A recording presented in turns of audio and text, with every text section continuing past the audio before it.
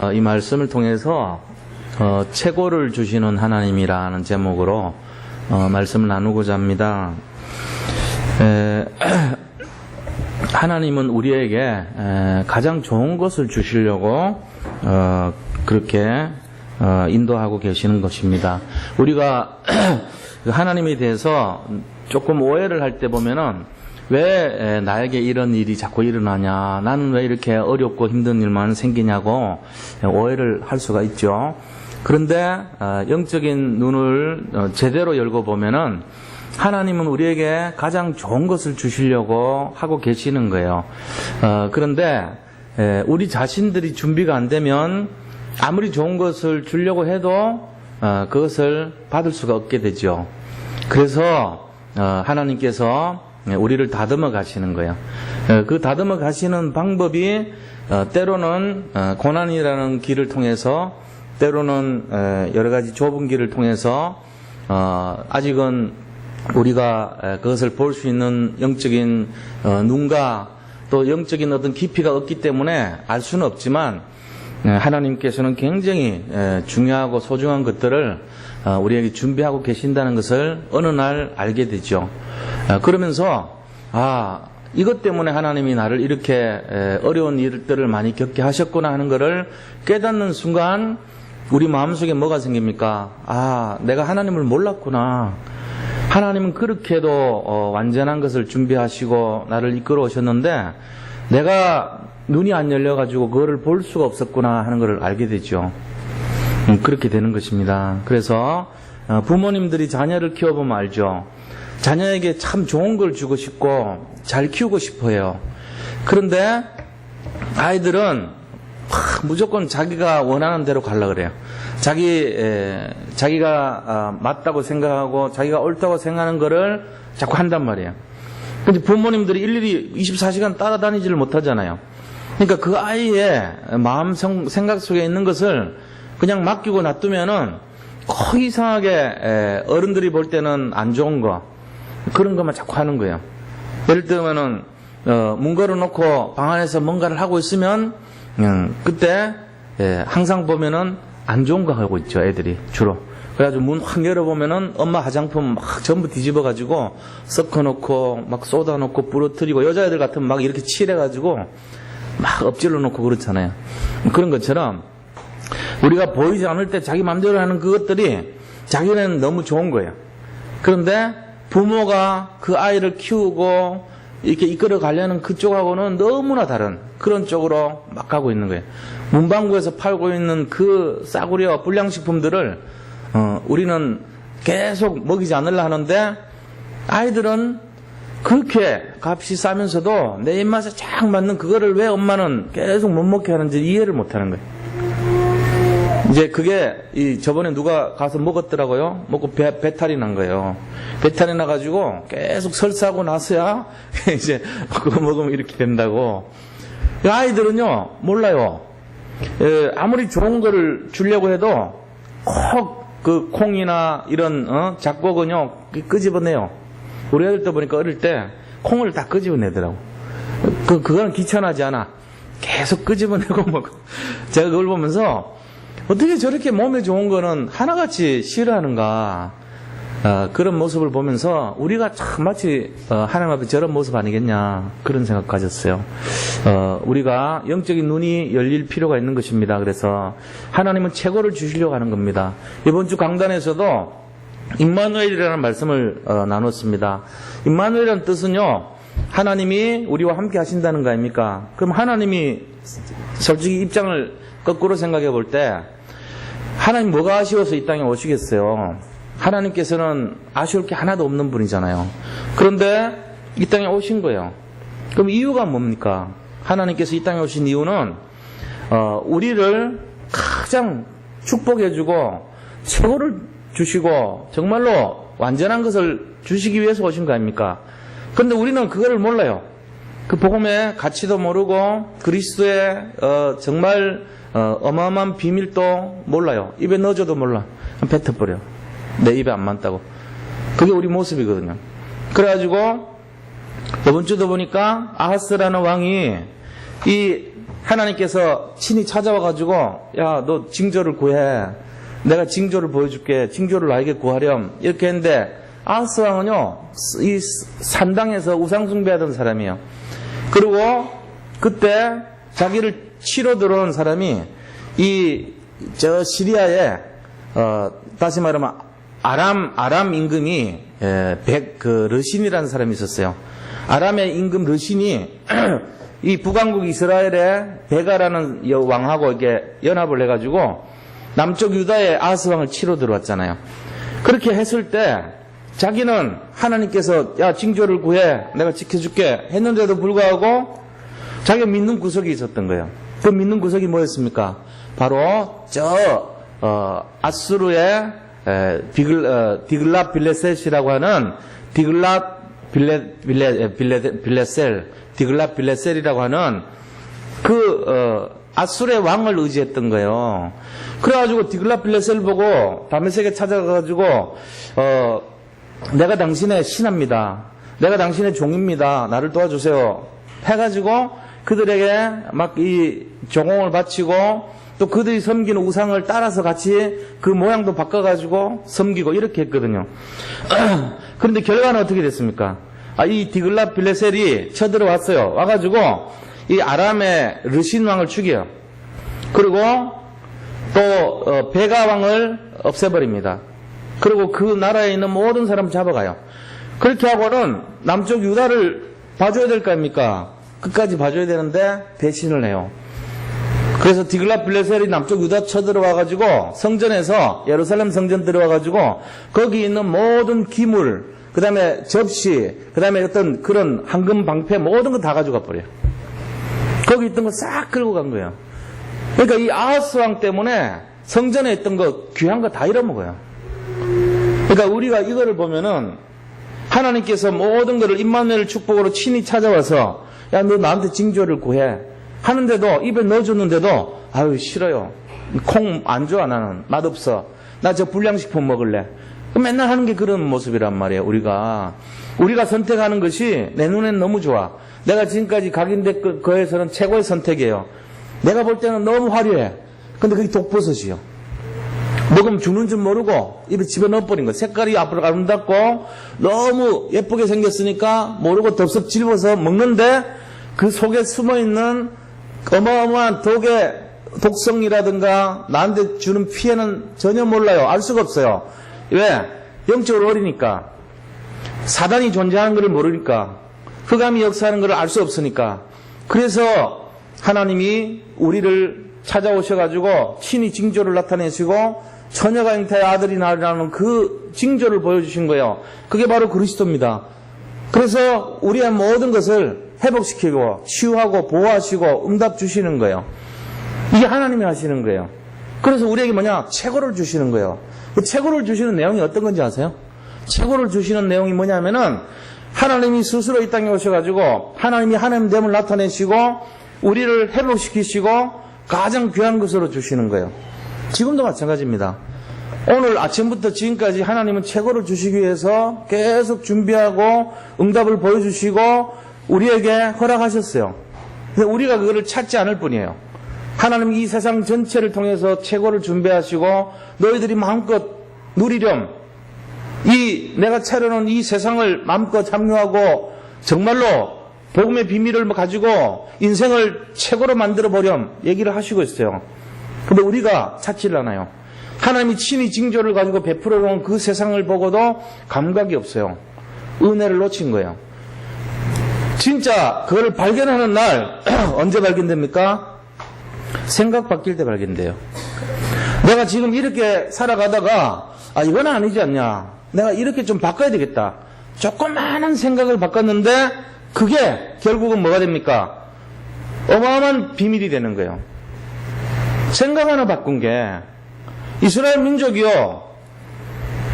생각을 바꿨어요. 벤구리온이라는 사람이 이스라엘 민족 초대 수상입니다. 이스라엘 초대 수상이 벤구리온 아닙니까? 그분이 처음에 이 이스라엘을 건국할 때 전 세계 모든 이스라엘 사람들 보고 이스라엘 땅으로 이민을 오라 그랬어요. 같이 한번 우리 새롭게 시작해보자고. 2000년 동안 잃어버린 우리 나라의 모든 것을 다시 회복해보자고 그렇게 해서 초대 수상이 됐습니다. 그분이 해가지고 제일 먼저 한 게 뭔지 아세요? 우리나라는 이곳에 오니까 사람들이 땅을 팔았는데 그 땅 사가지고 온 거예요. 근데 이스라엘 사람들이 땅을 사가지고 나라를 건국을 한 걸 알고 그 주변에 있던 팔레스타인 사람들이요 더 이상 땅을 안 파는 거예요. 그래가지고 그 다음부터 땅을 팔기는 파는데 어디를 파냐? 전부 농사 못 짓고 척박하고 버려진 땅만 파는 거 있죠. 그래갖고 얻은 땅이 저 밑에 남쪽 네게브 지방에 있는 사막을 샀어요. 사막에서 뭘 할 거예요? 아무것도 못 하잖아요. 그 우선 급한 게 100만 명이라는 사람이 전 세계에서 몰려들었는데 이 사람들이 살 곳이 사막밖에 없는 거예요. 예를 들면은 땅이 없으니까 땅을 안 팔아요, 걔들이. 아무리 돈을 줘도 안 판다는 거예요. 나라를 지키겠다는 거예요, 자기들이. 그래가지고 네게브 땅에다가 이 사람이 먹을 거를 야 우리 그러면은 안 되겠다. 이 산지하고 척박한 이 사막밖에 없는데 우리 이걸 가지고 먹고는 살아야 되지 않겠냐. 그래가지고 시작한 게 키부츠 운동 시작한 거예요. 네게브 사막에서 시작했어요. 처음 와가지고 아무것도 없어요. 뭐 이렇게 농사를 어떻게 지어요?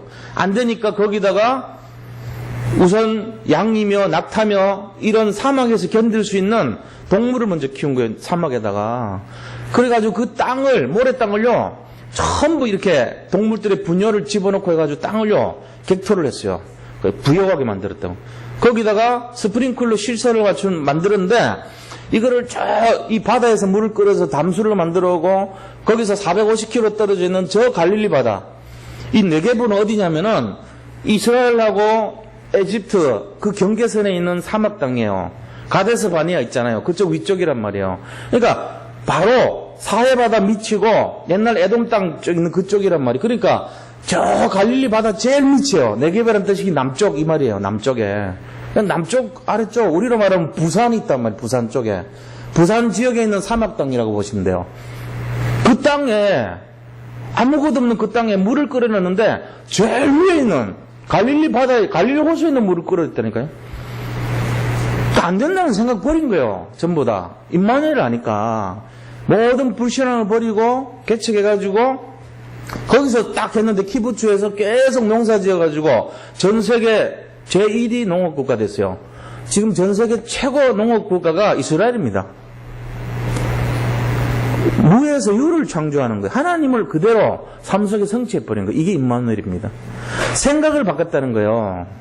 우리가 생각 안 바꾸면요. 벤구리온이라는 수상이 그리고 자기가 퇴임하고 뭐 했는지 아세요? 벤구리온이 직접 나이 73세 때 퇴임해갖고 나서 어디로 들어갔냐면은 그 키부츠로 들어갔어요. 키부츠로 들어가서 뭐 했는지 아세요? 땅 조그마한 13평짜리 자기 방에 들어가가지고 책상 하나 놓고 런닝 셔츠 몇 개 있고 장화 있고 꽃갱이 있고 삽자루 있는데 그거밖에 없어요. 침대 하나 있고. 거기서요. 자기 일생을 남은 인생 편안하게 사는 거예요. 가족들은 살게 하고 자기는 거기서 땅을 개간한 거예요. 그래가지고 취재했어요. 아유, 수상님이 왜 이런 데 와서 사시냐고. 얼마든지 노후를 편안하게 살 건데. 그러니까 내가 편안하게 살 거는 이미 다 했지 않냐. 대통령 시절에. 이제는 나만이 내 후손을 위해서 남길 일을 내가 찾아야 되지 않겠냐. 그럼 내가 여기서 땅을 개간하고 여기서 옥토를 만들고 내가 평생 이거를 남기는 이거에서 후손들이 먹고 살 거 아니냐. 그런 거 했다니까요. 그러니까 거기서 나온 사람들이 모세 다냐 같은 있잖아요. 눈 이렇게 해가지고 그 아흔대 쓴 사람. 그 사람 6.1 전쟁할 때 총 딱 돌격 앞으로 해가지고 자기가 제일 앞에 서가지고 전부 돌격 앞으로 자기가 진두지휘해서 우리나라 사람 뒤에서 야 전부 돌격 앞으로 해. 그리고 제일 끝에 서 있는데 야곱 같은 사람이란 말이에요. 근데 모세 다냐는 이 키부츠 출신이거든요.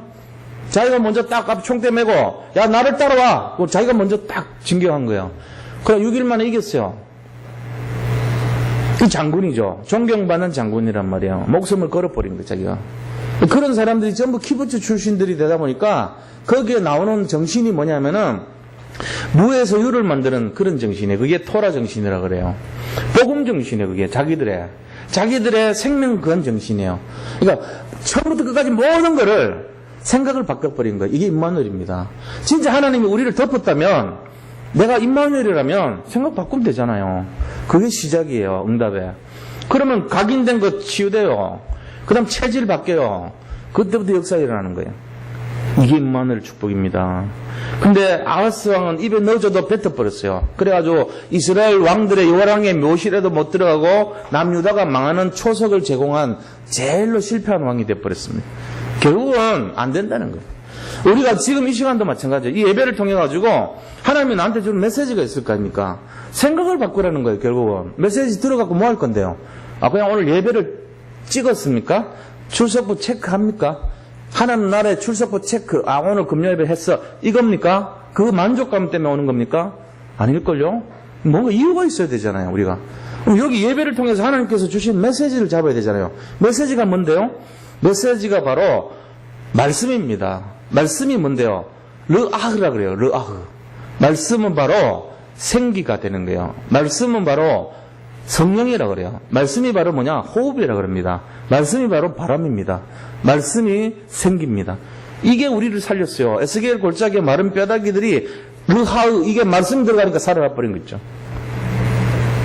그래서 살아났다는 게 뭘 말합니까? 우리 생각이 바뀌었다는 거예요. 전에는 복음적인 생각이 없었는데, 전에는 인본주의적인 생각, 전에는 세상 생각, 전에는 나를 중심으로 하는 생각, 내가 주인 되는 생각, 세상에서 살아온 경험 중심의 생각, 그런 거였는데 이제는 말씀 중심의 생각으로 바뀌었다는 거예요. 하나님이 원하시는 뜻을 찾아서 살기 시작했다는 거예요. 조그만 변화 같은데 엄청난 변화 이게. 일로 가면은 옛날 길로 가면 지옥으로 가요. 일로 가면은 처음에는 몰라요 이게 뭔지를. 일로 가야 되겠다. 말씀 따라가야 가는데 천국 가는 거예요. 우리는 처음에 조그만 것 같은데 나중에 보면 어마어마한 차이에요. 갈 수도 올 수 없는 그런 일이 벌어져요. 우리는 지금 어디로 가고 있습니까? 굉장히 좁은 길로 가고 있습니다. 어렵습니다. 힘듭니다. 남들같이 세상에서 마음껏 세상 사람들처럼 그렇게 살고 싶은데 소리치지도 못하고 이러지도 못하고 저러지도 못하는 조그만 길로 지금 가고 있어요. 어쩌면 답답한 길이에요. 마음대로 살지도 못해요. 주장도 못해요. 그러나 말씀을 따라가요. 그 길이 제대로 된 길이에요.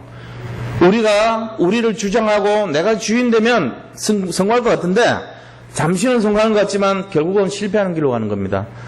이게 임마누엘의 비밀입니다. 임마누엘의 뜻이 뭐냐면은 내 거 없어지는 거예요. 그래서 가장 큰 임마누엘이 뭔지 아세요? 갈라디아 2장 20절입니다.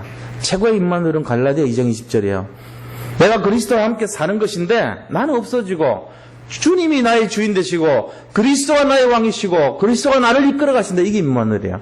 최고의 임마누엘은 이제는 나를 사랑하셔서 나를 위하여 자기 몸을 버리신 그리스도를 위한 삶이 되는 그게 임마누엘입니다. 그때부터 시작되는 거예요. 그때부터 생각이 그걸로 바뀌고 내 각인이 그리스도로 각인되고 내 체질이 성령 충만으로 체질이 돼버릴 때 아까 누가 말씀드렸는데 예수 피로 하루 종일 24시간 들어가도 나가도 또 폭포수같이 그리스도 피 속에 절여 있을 때 그 임마누엘이에요. 그게 임마누엘이니까요. 문지방을 들어갈 때 예수 피로 확 덮어 쓰고 살고 들어오고 나갈 때마다 예수 그리스도 피 보혈의 능력으로 나를 적실 때 임마누엘입니다. 이 축복으로 생각 바꾸시기 바랍니다. 정말 이 응답을 누리셔야 돼요. 그래서 오늘 본론이 뭐냐면은 자 그러면은 우리가 이런 하나님 임마누엘 속에 최고로 응답하시는 하나님 봐야 될 거 아닙니까? 첫 번째입니다. 최고 응답하시는 최고를 주시는 하나님. 최고를 주신 하나님 어떤 겁니까? 첫 번째 바로 앞에 선 5 형제입니다. 지금 오늘 본문의 말씀 보니까 이 요셉이 바로에게 말하기를 내 아버지와 형들이 양과 소와 소유를 가지고 가나안 땅에서 이 고센 땅으로 와서 있나이다 이렇게 보고를 한 거예요. 그러니까 형제 중에 5명을 형 5명을 골랐어요. 그래서 바로 앞에 이제 다 갈 수는 없으니까 5명만 데리고 이제 인사로 간 거예요. 아련하러 간 거예요.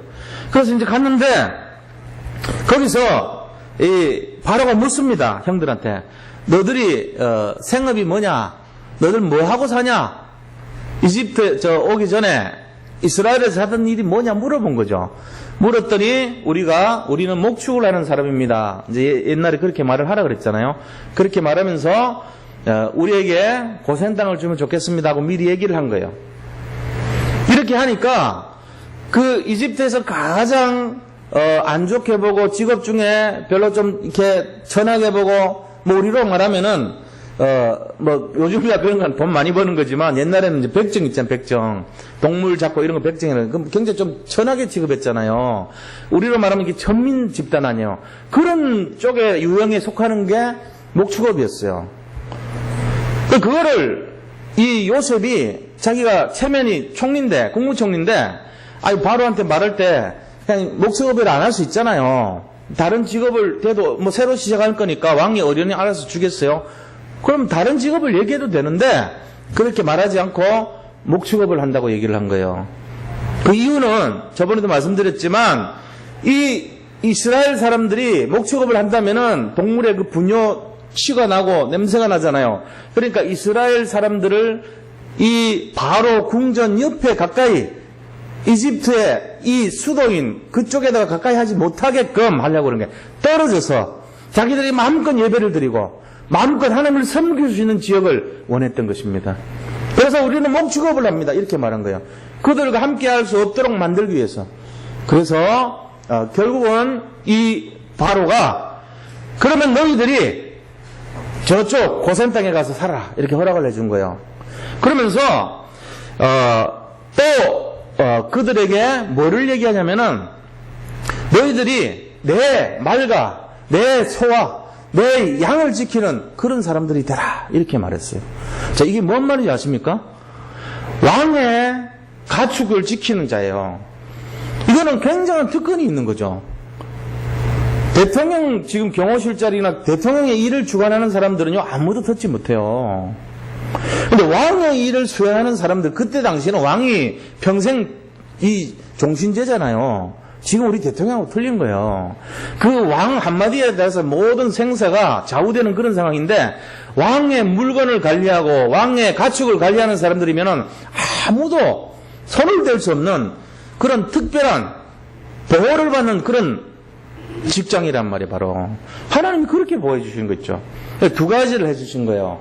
첫째는 그들이 우상숭배하는 이 이집트와 결별해서 마음껏 예배를 드리고 하나님께 찬양을 하고 복음을 지킬 수 있는 땅, 고센 땅으로 딱 허락하신 거고, 두 번째는 또 그들의 왕의 가축을 지키는 것으로 말미암아서 특별한 직종에 근무하는 치외법권적인 특별 대우를 하는 보호 역할을 해준 거예요. 이 두 가지가 하나님이 예비하신 최고의 축복이었다는 사실입니다. 우리도 지금 마찬가지예요. 사실은 우리도 지금 우상숭배하지 않은 하나님만 믿는 사람이 됐죠. 그러면서 하나님이 주시는 특별한 보호 속에 들어와 있다는 걸 믿으셔야 됩니다. 우리가 지금 그걸 몰라서 그렇지 우리에게 얼마나 흑암이 역사하고 우상이 공격하고 있는 세상인지 몰라요. 그런데 우리는 구별된 축복을 받고 거기서 떨어져서 살고 있는 거예요. 우리가 이 축복을 누리지 못한다면 아직도 이거를 모르고 살고 있는 거예요. 이 영적인 비밀을 모르고 있단 말이에요. 그러니까 진짜 오직 주님만 바라보고 하나님 중심의 삶이 된다면은 하나님이 최고로 준비해 두신 것을 보게 되실 것입니다. 그거 알아야 돼요. 그래서 이 고센 땅을 허락하시면서 왕이 갖고 있는 재산을 관리하는 관리자의 직업을 가지게 됐다는 것입니다. 이것이 바로 빌립보서 4장 19절 말씀에 나오는 것과 같아요. 빌립보서 4장 19절에 뭐랬습니까? 나의 하나님이 그리스도 예수 안에서 영광 가운데 그 풍성한 대로 너희 쓸 것을 채우시리라. 하나님께서 우리 필요를 채우시고 우리를 인도해 주실 것을 정말로 믿어야 되는 거예요. 우리가 막연하게 하나님 하시겠지 이런 수준 되면 안 돼요. 하나님이 반드시 하실 것이다. 그런 믿음이 있어야 되는 겁니다. 하나님은 가장 최고의 것을 준비하고 계시는 거예요. 그래서 우리가 말세 때 특징 중에 하나가 모이기를 피한다 그랬거든요. 그렇게 하면 안 돼요. 말세 그런 모이기를 힘쓰는 자들이 돼야 됩니다. 왜냐하면은 사단은요 사람들이 모이면 자꾸만 딴 것에 이 관심을 가지게 만들어요. 우리는 그렇게 하면 안 되죠. 우리가 진짜로 모였다면은 뭐 해야 됩니까? 포럼하는 인생이 돼야 돼요. 무슨 포럼입니까? 8가지 미션. 우리 인생이 모이면 8가지 미션을 포럼하는 그런 사람들이 돼야 돼요. 8가지 미션이란 게 딴 게 아니고 내가 하나님 앞에서 해야 될 그런 정말 무엇인가 도전해보는 내 인생 반드시 해야 되는 그런 내용들이 되는 것입니다. 그러니까 말씀을 잡고 말씀을 성취하고 올바른 기도 제목 속에서 내가 사모님을 따라가는 그런 인생, 사람을 살리는 그런 증인의 인생, 이게 바로 4가지 미션이란 말이에요. 이런 부분들이 지금 전체 다거든요, 사실은. 이 8가지 미션만 제대로 수행을 한다면은 우리 인생이요, 굉장히 풍성한 삶이 되는 것입니다. 세상 사람들이 지금 이 가치를 몰라요. 오늘 또 목사님들하고 모였어요. 한 20명 거의 다 됐을까 아마. 20여 분의 거의 목사님들이 모여가지고 같이 식사를 하면서 이 7월 17일 날 우리가 또 모이기로 했어요. 그래서 뭐 하냐? 목사님들끼리 모여서 이 서로 진짜 이 8가지 미션을 가지고 우리가 목회하는 게 평생에 해야 될 일인데 이걸 우리가 어떻게 인도를 받아야 될 것이고 우리는 어떻게 할 것이고 포럼하자 그랬어요. 포럼하는 거예요, 그냥. 그러니까 또 우리 항상대 목사님이 그럼 내가 저기 한턱 쏘겠다 그러시더라고, 아까. 그래가지고 7월 17일 날 점심 맛있게 먹을 것 준비하고 오래요. 그래 가기로 했습니다. 그 목사님들 모여가지고 감사한 게 노예 목사님들이 전부 연합이 돼가지고 하나가 돼요, 지금 자꾸. 왜 그러냐니까 모이면은 그런 포럼하는 거예요, 우리가 이제. 목회자들끼리 모여서 우리 교회는 이런 지금 사역을 진행하고 있습니다. 이렇게 했더니 이런 제자들이 일어나고 있습니다. 우리 장로님들은 이렇게 기도가 달라지고 있습니다. 이런 내용이 됩니다. 이런 포럼이다. 이런 말씀을 나누는 거예요. 우리 교사분들은 제가 이번에 교사 이제 함께 모여서 지금 하고 있잖아요. 제가 뭐 자칫 잘못하면은 뭐 숫자 중심 이런 중심으로 오해하는데 그게 아니고 8가지 미션을 이게 집어넣는 그 내용이에요, 사실은. 그러니까 어떻게 하면은 아이들한테 8가지 미션이 들어갈 수 있게 하겠는가? 어떻게 하면 그 아이들이 생각이 바뀌고 각인이 치유되고 체질이 복음으로 성령 충만으로 집중이 될 수 있겠는가? 어떻게 하면 이 아이들을 살릴 수 있겠는가? 거기에 대한 관증과 포럼이 있어야 되잖아요. 우리가 여기에 아이들을 데려오잖아요. 근데 이 아이가 몇 년이 지나서 자라는데 정말로 복음의 비밀도 모르고 각인도 안 되고 체질도 안 바뀌고 계속 그러면 어떻게 되겠어요? 마음이 아프잖아요. 어떻게 되겠어요? 마음이 아프지. 그런데 그 아이들이 시간이 지나면서 자랄수록 복음화되고 개인화되고 그 아이들이 현장 속에서 현장화되고 세계를 품고 정말로 세계화될 수 있는 아이로 자란다면 내 마음에 뭐가 생기겠어요?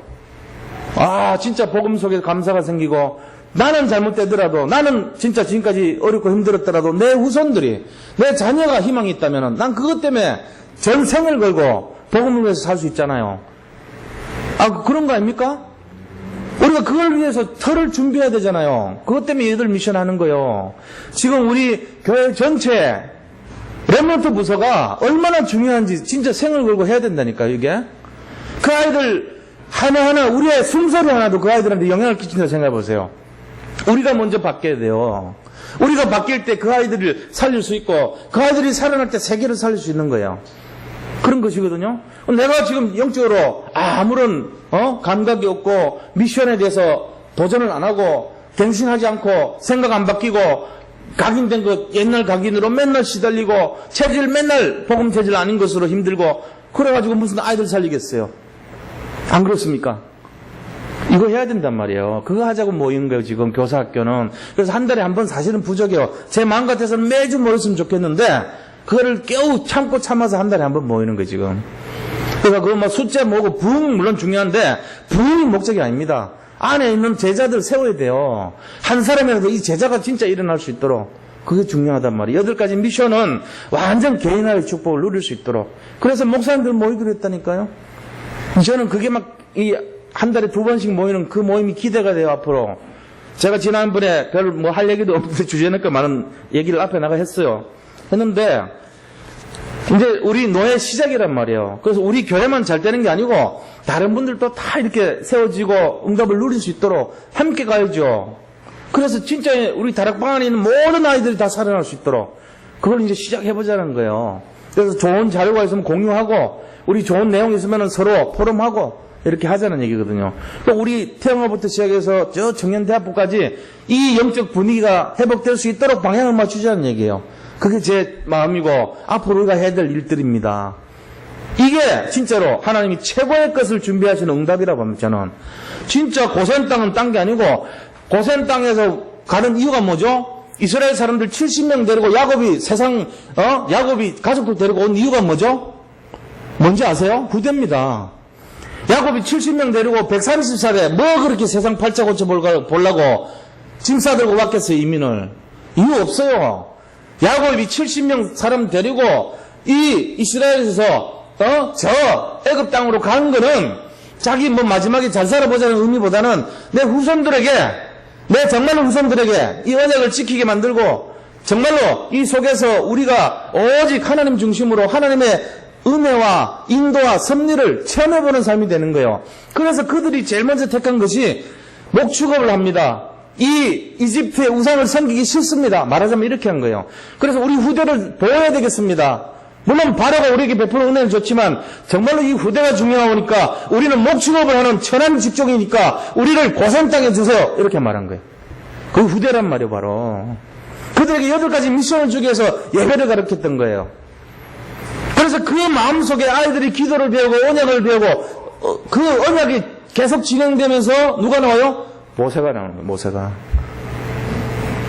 그 모세가 나왔을 때 시간표 되니까 끌고 나가라 이제 이렇게 된 거죠. 그게 고센 땅입니다. 근데 람셋은 뭐죠? 람셋은 뭔데요, 여기? 고센 땅에서 바로 옆이에요. 고센 땅 안에 람셋이라는 곳이 있어요. 람셋 왕이 이 왕 이름 딴 거예요. 람셋 왕. 람셋이라는 왕이 그 자기 이름을 딴 건데 고센 땅에서 바로 옆이에요.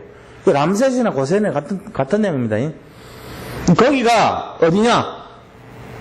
이집트에서 제일 비호감 땅입니다. 델타 지역이에요. 델타. 삼각주라 그러죠. 델타. 삼각주인데 물이 범람하고 거기에 계속 이게 흙이 쌓여가지고 굉장히 옥토가 자라는 거예요. 지금도 전 세계에서 비료 안 주고 농사 짓는 데가 몇 군데 있어요.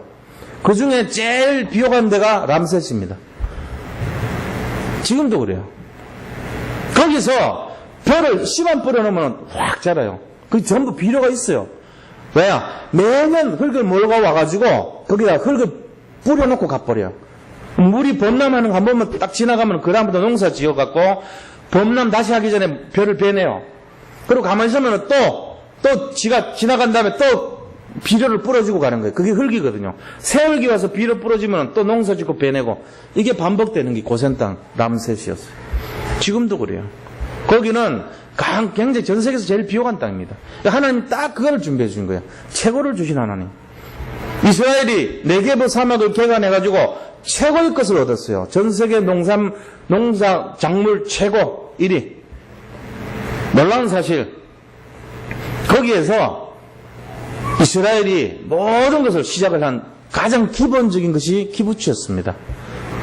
구츠파 정신도 거기서 나왔어요. 도전 정신. 엉뚱한 걸 막 도전하고 안 되는 걸 도전해보는 정신. 그래서 우리나라 사람들요, 조금 위기 오고 문제 오잖아요. 헤쳐나갈 힘이 있습니까 없습니까? 우리도 있어요. 우리도 머리 좋아요. 우리도 새마을운동 거기서 배웠잖아요. 사실은 새마을운동을 거기서 배운 거예요. 그래서 유경수 여사가 감사해가지고 이 이스라엘 잉어를 수입해왔잖아요. 답례로. 그게 우리 새마을 정신이 어디서 나왔냐? 키부츠 배워갖고 온 거예요. 키부츠, 모샤브 뭐 레한가 하고 4가지가 있어요. 그쪽에 똑같은 형태가 키부츠가 있고 모샤브가 있고 또 모샤브 뭐가 있고 4가지 집단 농장의 형태가 다 달라요. 그거를 배운 거예요. 새마을 운동이. 우리도 있다니까요. 우리도 가능해요. 근데 우리는 딱 문제 오면은 요새 사람들이 도전 안 해요. 8가지 미션 얘기했는데 해야 됩니다. 이거 전부 다 목사님들이 뭐 어떻게 하는 건데? 이러면 안 되잖아요. 누군가 한 명은 이렇게 내야 되잖아요. 분위기를. 누군가 한 사람은 영적으로 체험을 시키고 영적으로 사람들의 상태를 올려가지고 그것이 아이들에게 전달되도록 보여줘야 될 거 아닙니까? 그게 실현이에요. 말씀의 흐름을 잡고 말씀 실현해야 됩니다. 도전해야 됩니다. 지금 눈앞에 있는 것이 산더미 같은 문제가 있어도 우리 선조들이 허리끈 졸라매고 정말로 자녀를 위해 가지고 후대를 위해 가지고 피땀 흘리면서 했던 그 정신, 그게 새마을 정신 아닙니까? 그런 정신으로 우리가 복음을 가지고 후대를 위해서 이런 마음으로 도전해야 된다니까요. 우리 교회 시작하자고요, 전부들. 그 시작해야 됩니다. 오늘 이 밤에 그런 기도가 되기를 바랍니다. 자, 그럼 두 번째는 뭐냐? 최고를 주신 하나님인데 두 번째는 뭡니까? 바로를 축복하는 야곱입니다. 최고를 허락하신 것 중에도 바로가 야곱에게 축복을 받아요. 임금이 저 평민의 사람에게 축복받는다니까. 이게 말이 됩니까, 사실? 그런데 야곱이 바로를 축복해요. 그래가지고 이 7절에 보니까 요셉이 자기 아버지 야곱을 인도하여 바로 앞에 서게 하니 야곱이 바로에게 축복하며 그랬어요. 야곱이 바로를 축복합니다. 이거는 결국은요, 창세기 12장 1절에서 3절 말씀의 성취예요. 지금 하나님께서 아브라함을 택해가지고 불렀잖아요. 불러가지고 내가 너에게 지시하는 땅으로 가라. 가면은 네 민족이 크게 될 것이고 너가 복을 받을 것이고 너를 축복하는 자를 내가 축복해 주겠다. 너를 저주하는 자를 저주하겠다. 네가 큰 민족을 이룰 것이고 너는 복이 될 것이다. 이게 딱 이제 온 거예요. 이 말씀이 그대로 성취되니까 바로에게 야곱이 탁 축복해 주잖아요. 사실 야곱 인생이란 게 어떻게 보면은 우리 모습같이 너무나 정말 내세울 것 없고 세상 방법 의지하고 그 다음에 사기꾼처럼 맨날 어떤 잔머리나 쓰고 잔머리의 대가예요, 별명이. 성경에 나오는 내 족장 중에 제일 우리하고 닮은 게 야곱이란 말이에요. 야곱이 147세에 죽습니다. 이집트로 가서 몇 년 동안 호강했냐? 17년 호강했어요. 130살에 와서 오래 살았죠, 그죠? 147세까지 살았으니까. 근데 그 17년 살았는 게 제일 어떻게 보면은 야곱 인생 중에 가장 그래도 행복한 인생이라고 볼 수 있어요. 인생 말년에. 그 전에 야곱 인생은 어떻게 보면요, 굉장히 고달픈 인생이에요, 사는 게. 자기 아들 요셉 잃어버리고 나서 사는 게 사는 것 같지 않아. 그 다음에는 삼촌 라반과의 그 막 신경전. 그 다음에는 앞에서는 형 에서와의 뭔가 막 갈등. 이게 야곱 인생이에요. 야곱이 중간에 바뀔 때도 보면은 약복강에서 바뀌었잖아요. 또 베델에서 바뀌었잖아요. 그리고 또 이 여러 가지 바뀌는 경우가 이렇게 있지만 엘베델 해가지고 디나 사건 때문에 또 갔잖아요. 여러 가지 일을 겪으면서 야곱의 인생은 뭐였습니까? 굉장히 파란만장한 인생이에요. 그런데 마지막에 제일 힘들었던 게 뭐냐? 자기 사랑하는 아들 이 요셉을 잃어버렸다는 소문 듣고 너무너무 힘들었던 거예요. 그런데 그 아들이 지금 살아난 거 있죠. 그러고는 그 아들이 국무총리가 돼서 나타난 거 있죠. 그러고는 또 그 아들 때문에 왕한테 축복할 수 있는 기회가 딱 온 거예요. 이게 뭡니까? 최고를 준비하신 하나님 아닙니까? 야곱 인생 전체를 통틀어 볼 때 최고를 준비하셨다니까요. 우리 인생도 한번 기도해 보세요. 기도를 해보시라고요. 아직 끝난 거 아니니까. 나는 세계복음화의 증인인데 하나님 분명히 나한테도 최고를 허락하셨다. 믿으시기 바랍니다. 그거 있어야 돼요. 그게 있어야지 내가 살아나죠. 내가 지금 여기서 끝날 인생이 아니잖아요. 내 인생은 아직도 야복강 앞일지, 내가 지금 베델에서 하나님 만나는 사닥다리를 본 땐지, 아니면은 내 자녀가 고난을 당해서 디나 사건처럼 어려움 당한 땐지 모릅니다. 아니면은 야곱이 죽었다는 그 어마어마한 비참한 통보를 받았을 땐지 알 수가 없죠. 그러나 내 인생 마지막까지 하나님 뭘 하십니까? 끝까지 임만을 하시는 거예요. 끝까지 우리와 함께 하시고 우리를 보호하시고 우리를 축복하시고 최고를 준비하신 줄 믿으시기 바랍니다. 그거 있어야 돼요. 그게 야곱 인생이에요. 그렇게 하면서 결과적으로는 이 바로의 마음을 감동을 주는 거 있죠. 전도, 선교, 세계복음화 역사가 일어나는 거 있죠. 결국은 이게 성취되는 거예요. 하나님 약속은요 반드시 성취돼요. 우리가 말씀을 잡으시기 바랍니다. 말씀 받으러 성취됩니다. 반드시. 결론을 말씀드리고 말씀을 마치도록 하겠습니다. 첫째는요, 언약은 반드시 성취된다는 걸 잡으셔야 돼요. 하나님이 한번 약속하신 것은 반드시 성취돼요.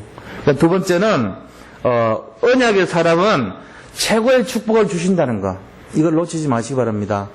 우리가 마음 한구석에 조금이라도 아니 나는 아니야 이런 마음 가지면 그 사람은 실패자요. 그렇게 하면 안 돼요. 그게 실패자예요. 딴 게 실패자가 아니에요. 마음이 생각이 틀려 먹었으면 그게 실패자예요. 저는 그래 봅니다. 사람이 복음을 받았으면 생각 속에 성공이 있고 실패가 벌써 결정돼 버려요. 근데 생각부터가 내가 이미 나는 글러먹었어, 나는 안 돼, 나는 예수 믿지도 않는 것 같아, 이런 생각 들면 그게 실패자예요. 근데 그게 아니고 나는 부족하지만, 나는 너무나 부족한 게 많은 사람이지만 나는 그래도 실패자 아니야. 나는 진짜 예수 그리스도가 나의 답이고 내가 여기를 지금 따라가기 때문에 하나님 최고의 것 줄 거야. 생각 바꾸세요. 성공자입니다. 그 사람이. 그 사람이 가장 기뻐하는 사람이에요. 그래서 내가 그럼 뭘 해야 되지? 결단하시고 도전하는 거예요. 아, 내가 살아야지. 내가 살려면 어떻게 되지? 말씀 잡아야지. 내가 살려면 기도해야 되겠구나. 내가 살려면은 내가 사람 살리는 증인 되게 되겠다. 그거 할 때 뭐예요? 사람 바뀌는 거예요. 베드로가요, 전에는 정말 그렇게 당당했던 사람이요, 3번 부인했던 베드로가 나중에 뭐합니까? 겟세마네 동산 가가지고 예수님이 야고보와 베드로, 요한 데리고 나가서 너 여기서 3명 기도해. 내가 저 위에서 할게. 그러고 피가 땀이 솟도록 기도했대요. 진짜로 막 우리가 간절하게 하면요, 이 땀에서 피가 나온대요. 진짜로. 실제로 그렇대요. 땀방울이라도 계속 기도하면요, 여기서 피가 흐른대요. 진짜로. 예수님이 그 정도로 기도했던 거예요. 집중해서. 근데 자고 있었어. 3명 다. 그랬던 베드로가 제9시 기도 시간에, 사도행전 3장 제9시 기도 시간이 몇 시죠? 6을 더하면 돼요. 이스라엘 시간은 13시, 오후 3시. 이스라엘에서 3시, 오후 3시는 낮잠 잘 수 있는 시간이에요. 공식적으로 자도 돼요. 더워서 낮에. 전에는 네 기도 좀 해라 그래도 잤던 베드로가 이제는 자도 되는 시간에 생각이 바뀌어가지고 내가 기도하러 가야 되겠다고 성전 미문에 기도하러 간 거 있죠. 생각 바뀐 거예요. 생각이 바뀌었다니까요. 우리가 뭐 믿음이 딴 게 아니에요. 내 생각 바뀌는 거예요. 여기서 겉으로 드러난 믿음 좋은 거하고 관계없어요. 아무리 연약한 자도 마음속에 하나님 도와주세요. 하나님 진짜 믿어요. 이게 생각이 바뀌면 그 사람이 진짜 믿는 거예요. 근데 우리가 잘못 자칫 생각하면은 껍데기는 화려한데 안 믿는 수가 있어요. 생각이 안 바뀌면 그래 돼요. 진짜로 되려면 생각 바꾸시면 됩니다. 지금 이 시간에 생각 바꾸시면 믿는 거예요. 그게 바로 지금 이 시간에 조그만 결단하고 조그만 실천 도전해보세요. 그게 생각이 바뀐 거예요. 그게 바로 응답이라니까요. 오늘부터 뭔가 내 생각이 좀 치유되고 바뀌기를 축원드립니다. 진짜로 믿으셔야 돼요. 왜냐하면 이게 진짜기 때문에 가짜면은 제가 이거 말 하지도 않을 거예요. 이게 복음이 또 신앙생활이 이게 진짜라면 내가 계속 얘기해야 되잖아요. 근데 이게 가짜인데 얘기하면 그건 약장사입니까? 꽁털이잖아요. 믿게 하는 설득이지. 근데 이게 진짜라면요, 어떤 걸 하더라도 제가 이걸 진짜이기 때문에 얘기해야 되잖아요. 강조하고 또 강조해야 되는 거 아닙니까? 이게 진짜라니까요. 생각을 바꿔야 돼요.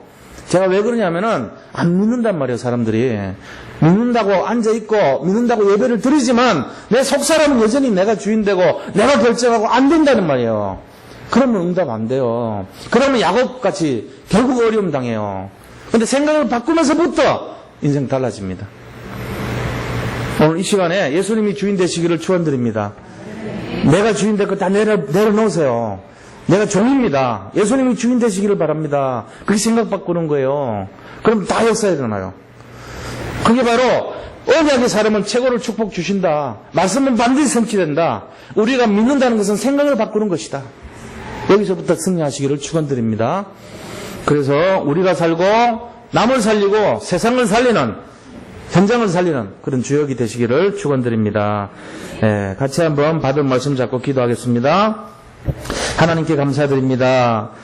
정말로 우리의 마음과 생각 속에 복음이 자리 잡게 하시고 우리가 정말 복음 때문에 변화되기를 원합니다. 복음이 우리를 자리 잡게 하시고 복음이 우리를 변화시키게 하시고 복음이 주인되게 하여 주옵소서. 아버지 하나님, 생각이 치유되고 정말로 각인이 치유되고 체질이 변화되기를 원합니다. 아버지 하나님, 정말로 그리스도가 우리를 다스리고 인도하시고 지배하시기를 원합니다. 주여, 정말로 오늘 또